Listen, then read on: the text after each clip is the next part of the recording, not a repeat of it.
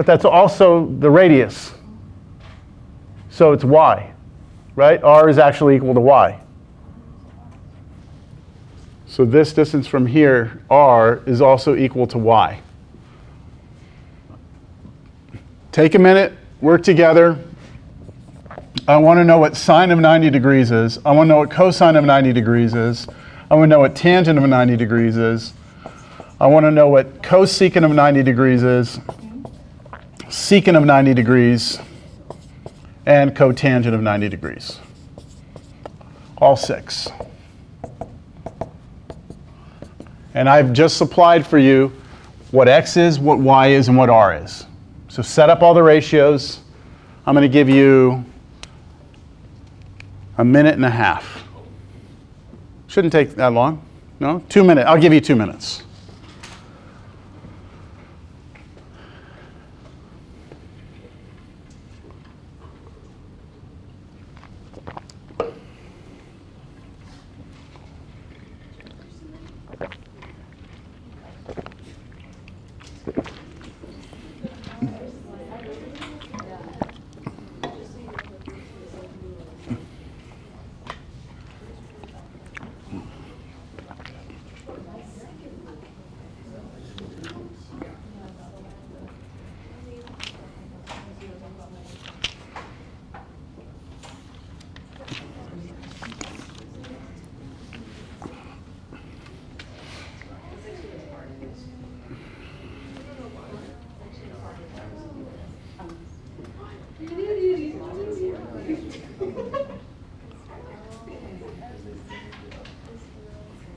Raise your hand if you have at least the first 3.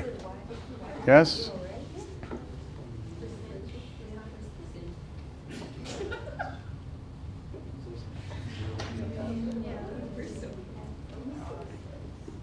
You got it? Okay.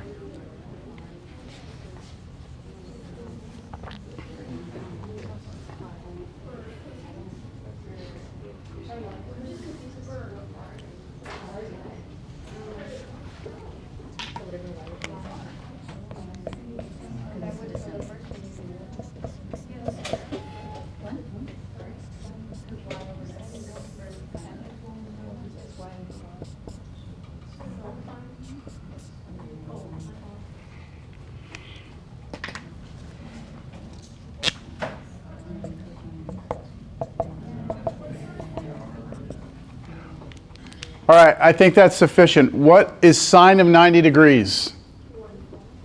1. Because it turns out to be y over y, so that's 1. What's cosine of 90 degrees? 0, because it's 0 over y, right? What's tangent of 90 degrees? Undefined, because it's y over 0, that's undefined. Any questions on those 3? What's sine of 0? I say, I got you. I got you. Sine of 0 is 1, right? No. Sine of 0 is 0. Sine of 90 is 1, right? Cosine of 90 is 0. So they're reversed, aren't they? Like for 0 degrees, they were the other way around, weren't they? Okay. Cosecant. This is going to be y over y, isn't it? 1. Secant is r, which is y over x, but x is 0, so this is undefined. I'm just going to put UND from now on. And then this one is 0 over y, which is just 0. All right. That's your second quadrantal. There's 2 more.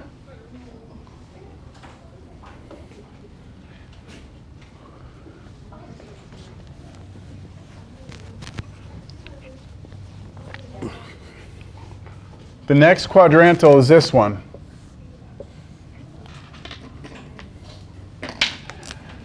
We pick a point out here. We're talking about this angle. What is that angle right there?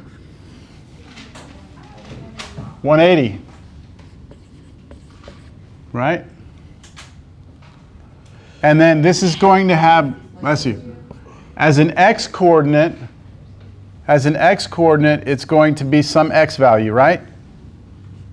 And as a y coordinate, it's going to be 0. Okay, let's be really careful here. All right, let's be really careful because this is the first time things are going to get a little bit strange. What is the radius? Negative. Well, yeah, it depends on what x is. So imagine x is going to be a negative number, right? Isn't it?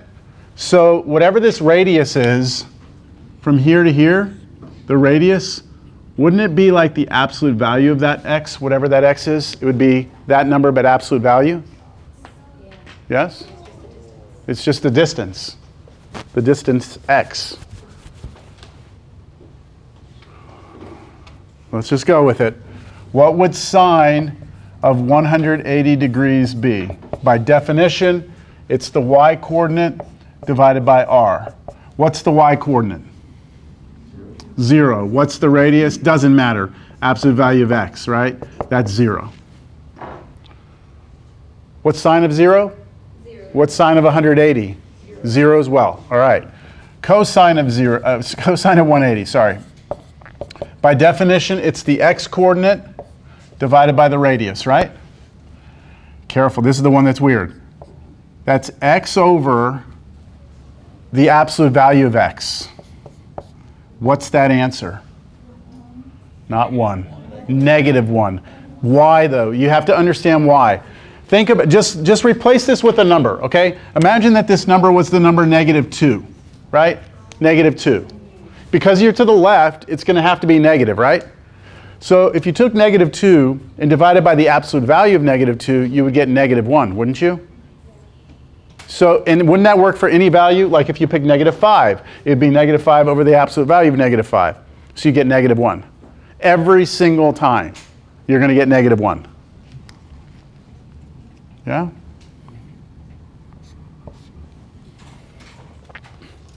Yes? I don't want to put negative x here because I want you to understand that that x value is negative because of its position the way I drew it. Yeah, so you have to understand that this number right here, with the way it's drawn up there, is a negative number, right? But then when I take the absolute value of it, this one is positive.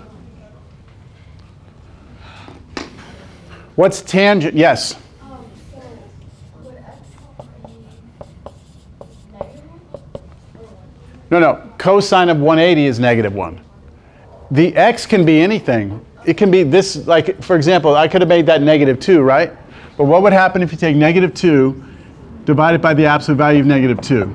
You get negative 2 over positive 2, which is negative 1, right? But that would have worked no matter what x I ever pick, right? If I did another one at 180 degrees, if I did negative 4, 0, I'd have the same thing. Negative 4 over the absolute value of negative 4, which would still give you negative 1. Does that clear it up? Yes. Okay. All right, what about tangent 180?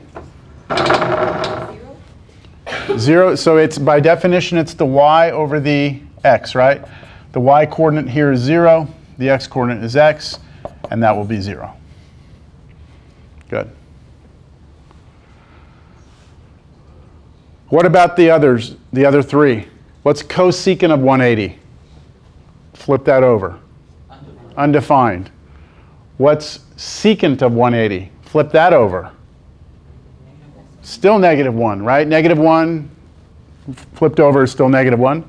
And then what is cotangent of 180? Undefined, because that's going to give you division by 0 if you flip it. One more. One more. The last quadrantal is the one that goes straight down. And it's the same principle that we just used. When we come down here to some point, and we're looking at this angle, hey, what's that angle? 270? When we look at that, that's going to have an x-coordinate of what? What's our x-coordinate here? 0. And our y-coordinate is just going to be some y-coordinate, right? But because we're down, that's actually a negative number, isn't it?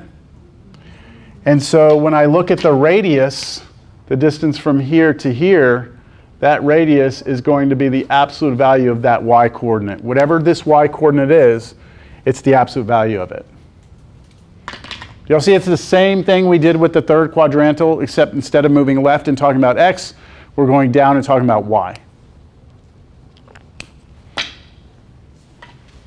And so you just have a look like, got to ask a question.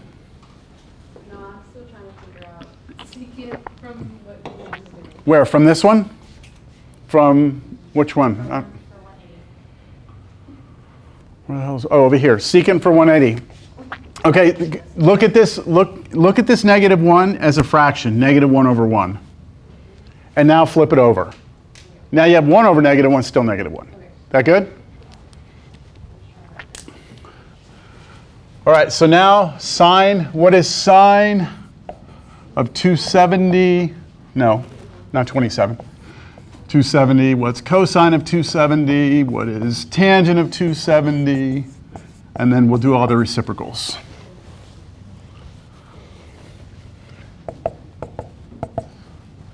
So what's sine?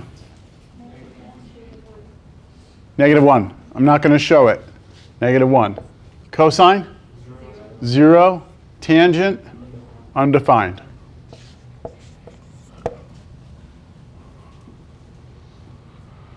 And then the reciprocals would be, cosecant of 270 would be negative 1. Secant of 270 would be undefined, and then this is kind of weird. Cotangent of 270 would be 0. 0. All right, I'm going to leave that last one to you.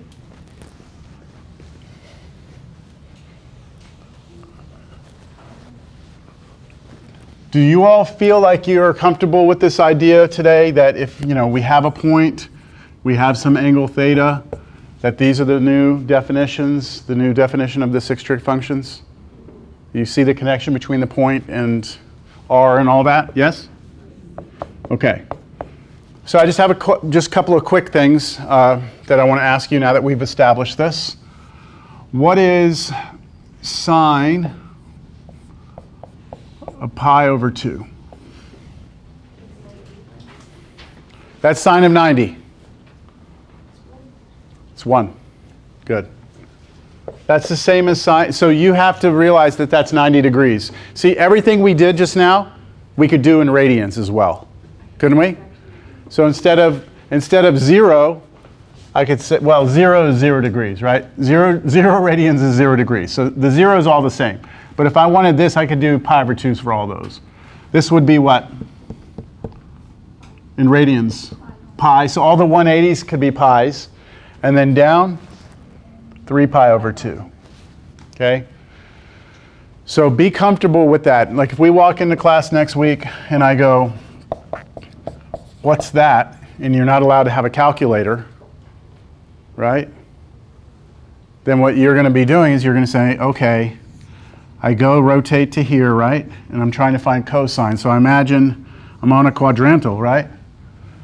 You could draw it out. That's 0, that's y, and then you could do all everything we did over here, right? So that would be what, 0? Okay. All right. We're going to shift gears a little bit. We still have a little bit of time, 20 minutes. Not quite through everything I want to get through in this section, but I'm going to keep cranking. All right, next example. If sine of an angle is 3 over 7 and the angle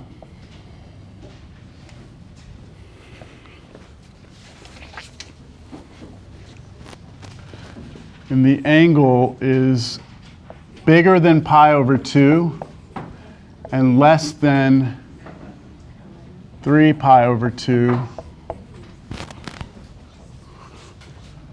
find the 5 remaining trig function values.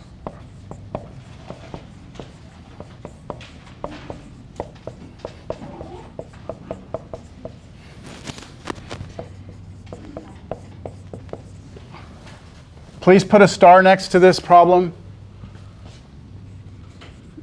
Guaranteed you're going to see several of problems like this on your next exam. All right, this is an important concept. All right, I'm telling you that sine of an angle is 3/7, right? That's what I'm telling you. And I'm also telling you that the angle we're talking about is bigger than pi/2 and less than 3π/2. This is important because where does that put us? If an angle is between pi/2 and 3π/2, where is that? Quadrant 2 or 3, right? So pi/2 is straight up, 3π/2 is straight down. I've got to be between there, which means I'm not in the first or the fourth quadrant. You understand? My angle is somewhere over here. That's all I know. I don't know where it is. It could be in the second or in the third. I don't know though, right? But I know it's not in the first and not in the fourth. Got it? From that information right there.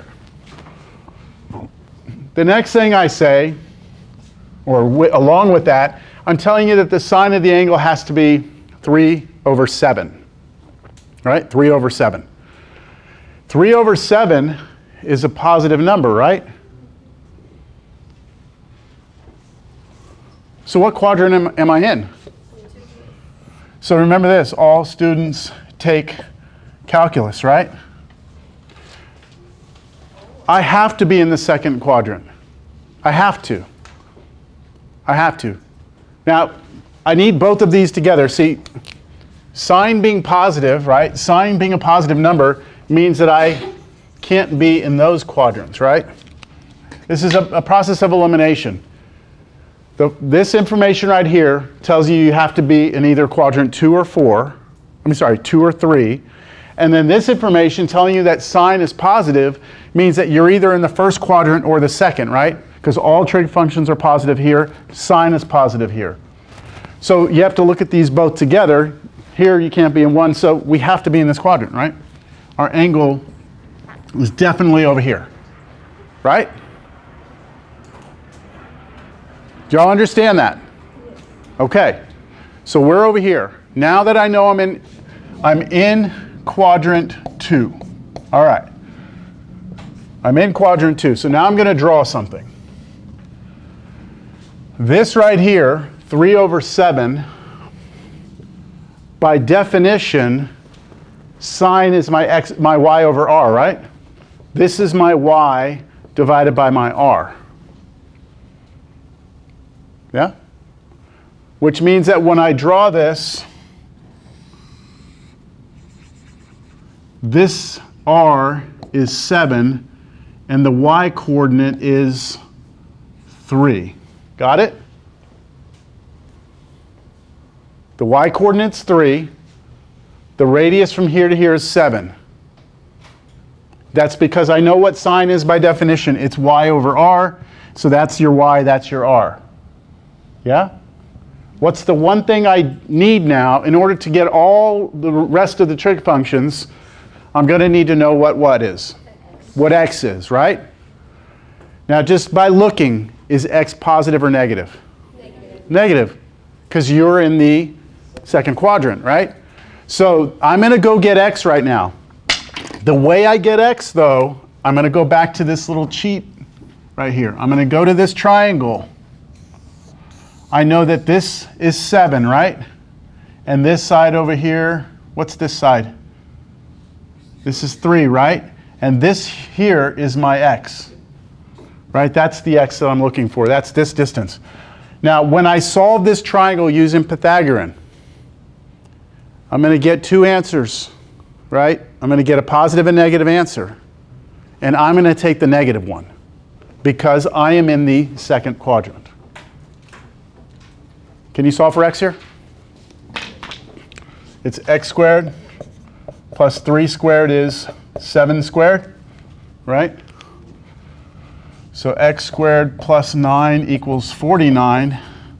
So x squared equals 40. So x equals plus or minus the square root of 40, right? Plus or minus, because I have to take the square root on both sides. And which one am I using?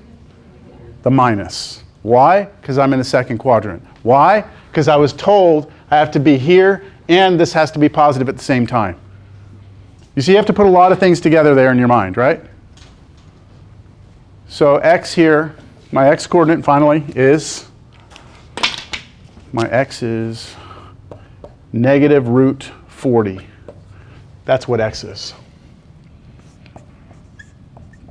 Once I have x and y and r, I can get all the remaining trig functions. We're going to do one more before we call it a day. I think I'll have time. But let's get the final answer here.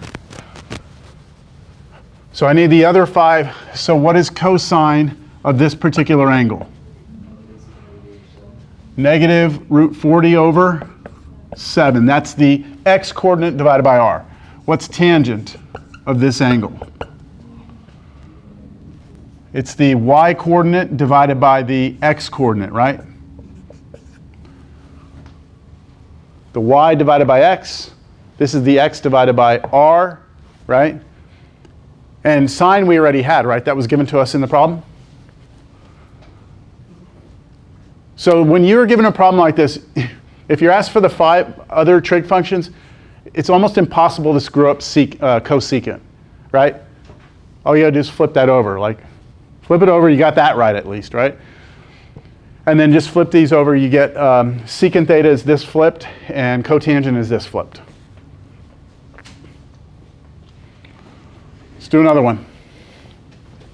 What if I tell you, were there any questions?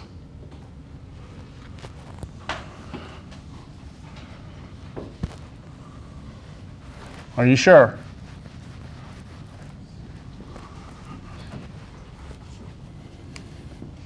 What if I tell you that tangent theta, tangent of some angle, is 5, all right? And I tell you that sine of that angle is negative. Find the remaining 5 trig function values.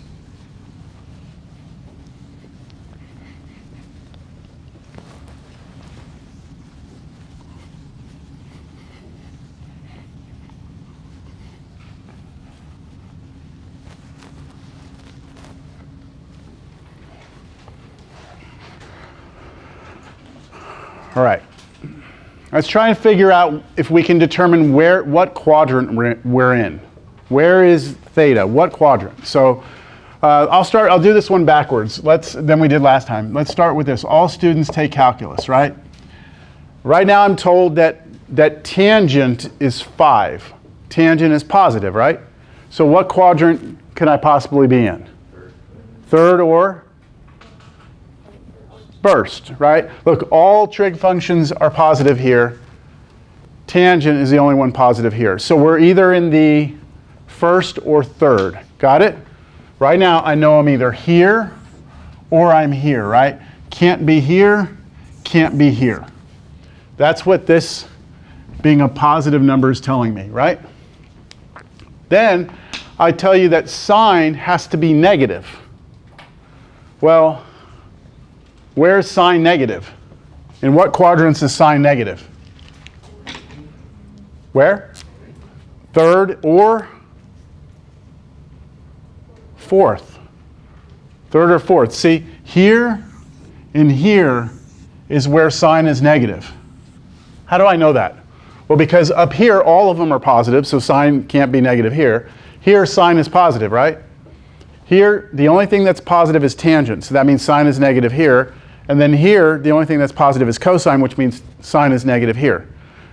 So I've got to be either here or here. That's the green information, but then the red information tells me here or here. So where am I? Third quadrant, right? I can eliminate this. So I'm in the third quadrant. I'm in quadrant 3. And now I'm going to draw my point. Maybe, I don't know. What is tangent? By definition, tangent is which coordinate over which?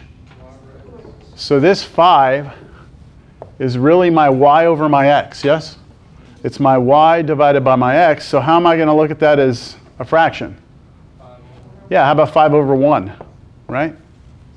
5 over 1. But wait a minute, what the hell? Because this is saying, isn't that saying that your x would be 1 and then your y would be 5? Isn't that what that says? But wait a minute, that's in the first quadrant, isn't it? We know we're in the third, which means that these are both negative. We have to see that. That's why it's so important that we understand we're in the third quadrant. Because even though this ratio is 5, we know that both the x and y coordinates have to be negative if we're in the third quadrant. So I need to realize that there's a negative 5 here and a negative 1. Do you see I'm kind of having to deduce that from the quadrant?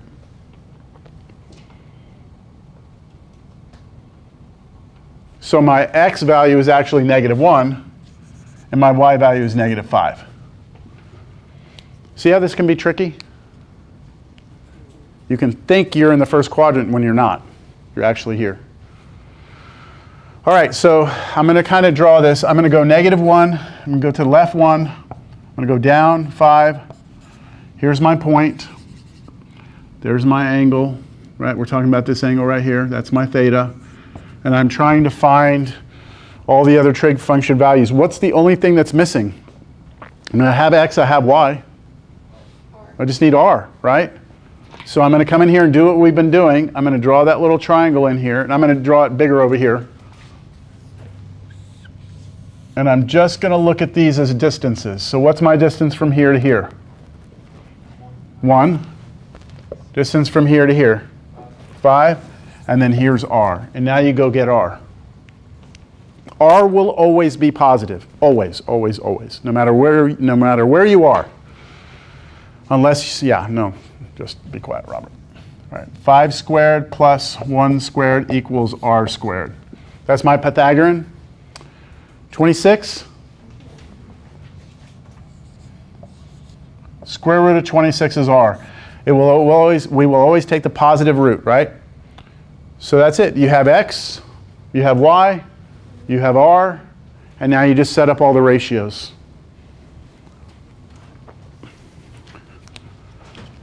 All right, I wanted to look, I did not get through everything today for this homework assignment.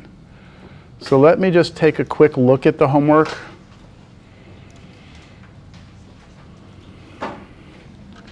I don't even remember when it's due. Is it due Tuesday before class? Yeah.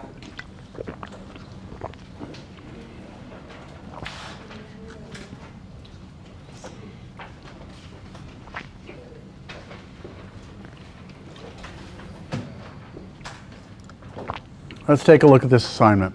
You know what?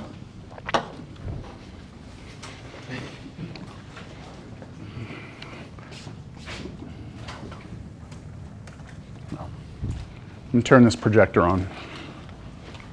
Excuse me. Might be a little easier to see. How much time do I have? 4 minutes? Good night. This thing.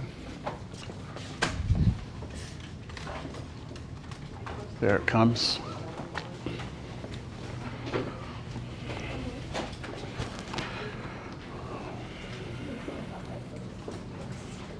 So I'm going to list out, somebody write this down, please. I'm going to say what problems to do and not do, all right? So question 1, yes. Question 2, yes. 3, yes. Okay, we didn't talk about coterminals, so no 4. We're going to be skipping for a while here. So I said 1, 2, 3, right? Oh, wait a minute, hold on. No.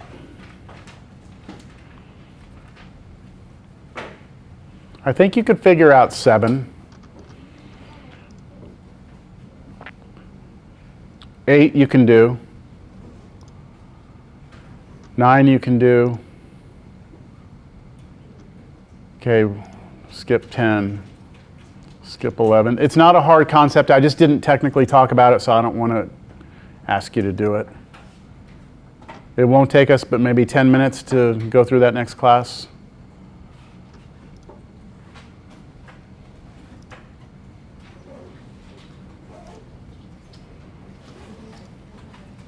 What was the last one I said to do? 9. So you're skipping all the way through.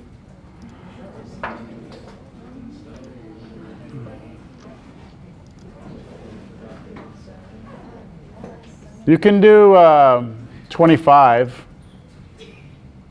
and 26. Okay, here's where the good problems start. 27, do 27, 28, 29, 30,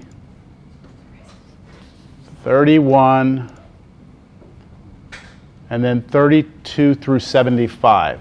No, I'm kidding. It's just 32. It ends at 32. 32. All right? I would focus most of my attention on that last group that started at what, 20? Was it 25? Those are like the real important ones in my opinion. All right? All right, everyone, have a great weekend. We'll see you next week.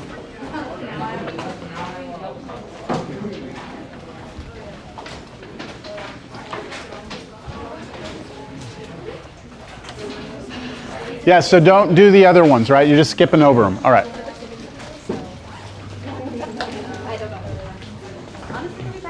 Yeah, was that the last one? There's no other exams up there, right? Everyone got theirs? Okay.